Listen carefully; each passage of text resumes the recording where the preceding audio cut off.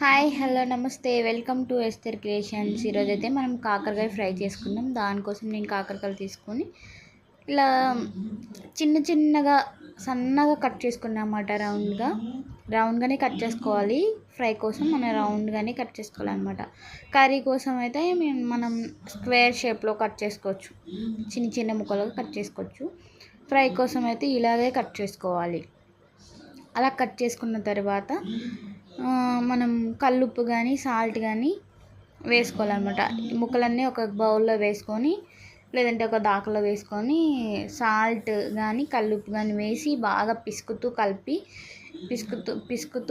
కడగాలన్నమాట.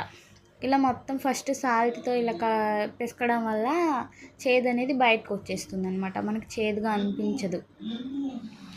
అలా కడిగేసి పక్కన ఉంచుకున్న తర్వాత స్టవ్ మీద ప్యాన్ పెట్టుకుని ప్యాన్లో ఆయిల్ హీట్ అయిన తర్వాత ఈ ముక్కల్ని వేసుకోవాలన్నమాట. నా ప్యాన్ అనేది బ్లాక్ కలర్లో ఉండడం వల్ల మీకు కనిపించట్లేదు. ఆయిల్ వేసాను, అది హీట్ అవుతుంది. హీట్ అయిన తర్వాత మనం కడిగి పెట్టుకున్న ముక్కల్ని వేసుకోవాలన్నమాట. ఈ ముక్కల్ని వేసుకున్న తర్వాత పైన కొంచెం సాల్ట్ అయినా వేసుకోవచ్చు, లేదంటే మనం అక్కర్లేదు, ఫ్రై అయిన తర్వాత లాస్ట్లోనే వేసుకోవచ్చు అనమాట. అది మీ చాయిస్. ముందు వేసుకుంటే కనుక లాస్ట్లో గుర్తు పెట్టుకొని వేసుకోవాలన్నమాట సరిపోకపోతే. నేనైతే ఫస్ట్ అయితే సాల్ట్ ఏమి వేయలేదు. ఆయిల్ హీట్ అయిన తర్వాత ముక్కలు వేసి అలా ఫ్రై చేస్తూ ఉన్నాను.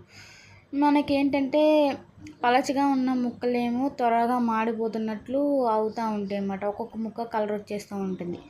నేనేం చేశానంటే కలర్ వచ్చినవి మాత్రం పక్కకు తీసేసి ఒక చిన్న బౌల్లో వేసుకుంటున్నాను. మిగతా అన్నీ కూడా ఈవెన్గా ఫ్రై చేస్తున్నాను. మొత్తం ఫ్రై అయిన తర్వాత నేను పక్కకు తీసిన ముక్కలు కూడా దీనిలో వేసేసుకున్నాను. ఎందుకంటే అవి మాడిపోతే కనుక పక్కకు తీసాను అనమాట. మీరు కూడా అలా చేసుకోండి. లేదు అంటే అన్నీ వేగే వరకు ముందు వేగనేవి మాడిపోతాయి అన్నమాట. ఇలా ఫ్రై అయిన తర్వాత కొంచెం పైన సాల్ట్ వేసుకోవాలి, కల్లుప్పు వేసుకోకూడదు. సాల్ట్ తగినంత కారం వేసుకోవాలన్నమాట. కొంచెం సాల్ట్ కారం అలా వేసుకోవాలి. సాల్ట్ ఎక్కువ అయిపోతుంది, తక్కువ వేసినా ఎక్కువ అనిపిస్తుంది ఫ్రై కాబట్టి చూసుకొని వేసుకోండి. మనం కల్లుప్పు వేసి కడిగాం కనుక చేదు అనేది ఉండదు. చాలా అంటే చాలా బాగుంది. మేమైతే చింతపండు చారుతో తిన్నాం ఫ్రెండ్స్. మీరు కూడా చింతపండు చారు కానీ, పచ్చి పులుసులో కానీ, పప్పు చారులో కానీ మీ ఇష్టం. అలా చారుతో తింటే ఈ కాకరకాయ ఫ్రై అనేది బాగుంటుందన్నమాట. విడిగా అయితే మనం తినలేము. ఇలా చారుతో అయితే చాలా బాగుంటుందన్నమాట. ఇలా మనం ఉప్పుతో కడిగాం కాబట్టి విడిగా అయినా అటు ఇటు వెళ్ళేటప్పుడు తినొచ్చు. కాకపోతే మనకి ఇలా చారుతో అయితే చిన్నపిల్లలు కూడా తినేస్తారన్నమాట.